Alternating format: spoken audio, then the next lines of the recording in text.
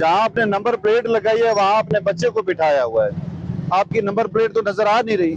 उस number plate का लगाने का मकसद है फ्रंट पे नंबर प्लेट लगाएं, ठीक है ना। लाइसेंस किधर है आपका? दिखाएं अपना लाइसेंस। बैक में भी लगाइए नंबर प्लेट।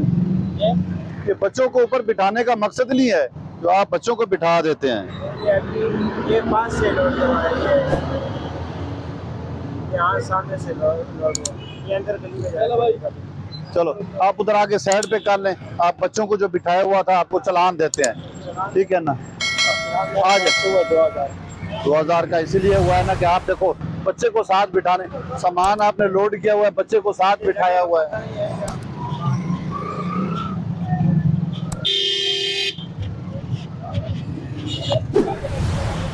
ये इसकी फ्रंट पे लाइटें और साइडों पे लाइटें, इन लाइटों का मकसद ही नहीं है जो लगाई हुई हैं।